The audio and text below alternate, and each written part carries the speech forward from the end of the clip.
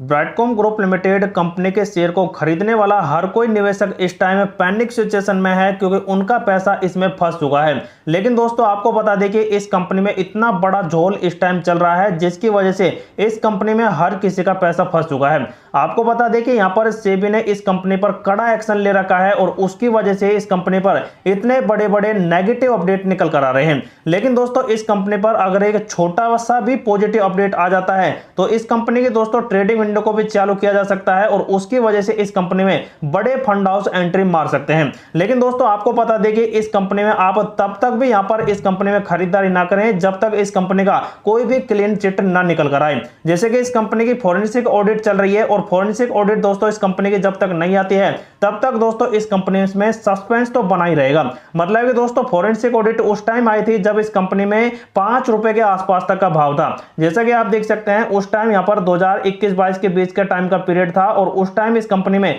सेबी की forensic audit निकालने वाली थी। लेकिन दोस्तों यहां पर ब्राइटकॉम ग्रुप लिमिटेड कंपनी ने इसे टाल दिया और यहां पर यह कंपनी का शेयर ₹150 के आसपास चला गया और इस टाइम प्रमोटर्स ने अपने शेयर बहुत ही ज्यादा मैनिपुलेट किए और उसकी वजह से बहुत ही अच्छा मुनाफा प्रमोटर ने कमाया। लेकिन उसके बाद दोस्तों जैसे ही यहां पर फोरेंसिक ऑडिट का खुलासा हुआ है टॉप पर, तो ये शेयर दोस्तों धड़ाम से गिरने लगा और आप देख सकते हैं इसमें लगातार अब तक भी गिरावट का ही प्रेशर आपको बन रहा है। लेकिन दोस्तों इस कंपनी के लिए जब तक सेबी का कोई पॉजिटिव अपडेट नहीं निकल कर आता है तब तक दोस्तों इस कंपनी में आप कुछ भी यहां पर पॉजिटिव ना समझें। लेकिन दोस्तों ब्राइटकॉम ग्रुप लिमिटेड कंपनी ने अभी यहां पर कुछ क्लेरिफिकेशन दिए थे कि 31 जुलाई तक कंपनी सब कुछ ठीक कर देगी और Q2 से लेकर और Q3 के 2024 तक के सभी रिजल्ट ये निकाल कर देगी। लेकिन दोस्तों 31 जुलाई तक ये कंपनी यहां पर और भी ज्यादा नेगेटिव प्रेशर में आ जाएगी और तब तक दोस्तों कंपनी में बहुत ही बड़ा झोल हो जाएगा। लेकिन दोस्तों अब जैसे ही यहां पर आज के दिन में तो मंडे है और पिछले 7-8 दिन से इस कंपनी की ट्रेडिंग बंद थे और अब दोस्तों कंपनी के आने वाले अगले मंडे से ट्रेडिंग चालू हो जाएगी।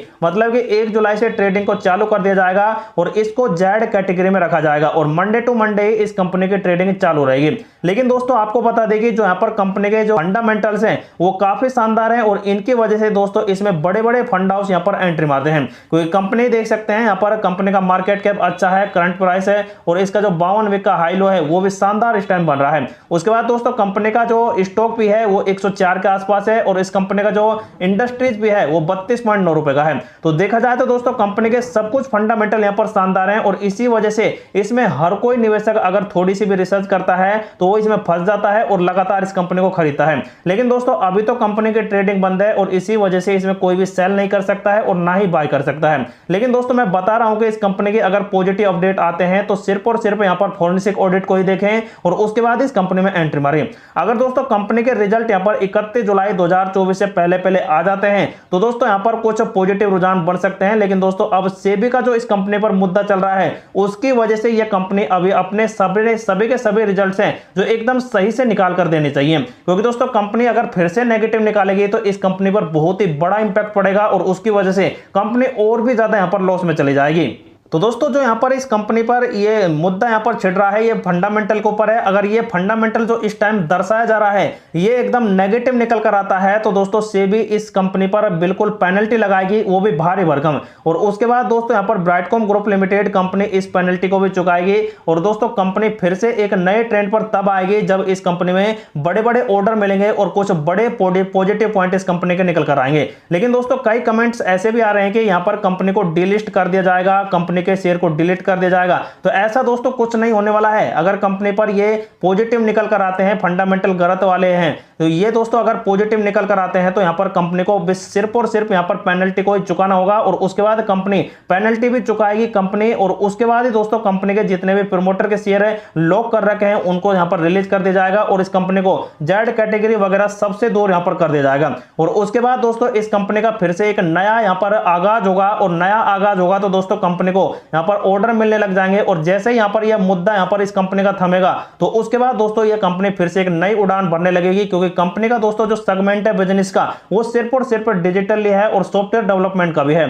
तो ऐसे में दोस्तों आने वाला फ्यूचर पूरी तरह से डिजिटल होने वाला है और पूरी तरह से नेटवर्किंग का होने वाला है। तो इसी वजह से दोस्तों आने वाले टाइम में इस कंपनी का शानदार यहां पर स्कोप बन सकता है। लेकिन दोस्तों अभी इस कंपनी पर कुछ कहना बाकी नहीं है। लेकिन दोस्तों आपको बता दें कि कई कमेंट्स ऐसे आ रहे हैं कि यह कंपनी जैसे जैसे मंडे को खुलेगी तो वैसे वैसे ये 2 रुपए के आसपास आ जाएगी और वहीं पर ये कंपनी सर ट्रेंड करेगी। अगर कंपनी दोस्तों 2 रुपए पर आ गई तो ये इस कंपनी पर दोस्तों भारी भरकम खरीदारी के भी माहौल बन सकते हैं, क्योंकि 6 महीने बाद दोस्तों जब 2 रुपए पर ये कंपनी मिलेगी तो शानदार ट्रेंड करेगी और कंपनी का जो भी यहाँ पर क्लियरिफिकेशन आएगा एफए रिपोर्ट वगैरह का, वो दोस्तों यहाँ पर आपको पूरी तरह से खुलासा कर देगा। तो उसके बाद ही दोस्तों इस कंपनी में आप अपना डिसीजन ले सकते हैं। लेकिन दोस्तों अब बात करते हैं मनी कंट्रोल के एक अपडेट के ऊपर, और ये दोस्तों कई दिन पहले आ गया था और इसमें आप देख सकते हैं ब्राइटकॉम ग्रुप और उसके शेयर धारकों को अब आगे क्या करना है। जैसा कि आप देख सकते हैं ब्राइटकॉम ग्रुप के शेयरों की 15 दिन के लिए ट्रेडिंग को बंद कर दिया है और इसी अवधि के अंत में इसे जेड श्रेणी के तहत रख दिया जाएगा और ट्रेड फॉर ट्रेड सेगमेंट में ट्रेडिंग फिर से शुरू कर दी जाएगी।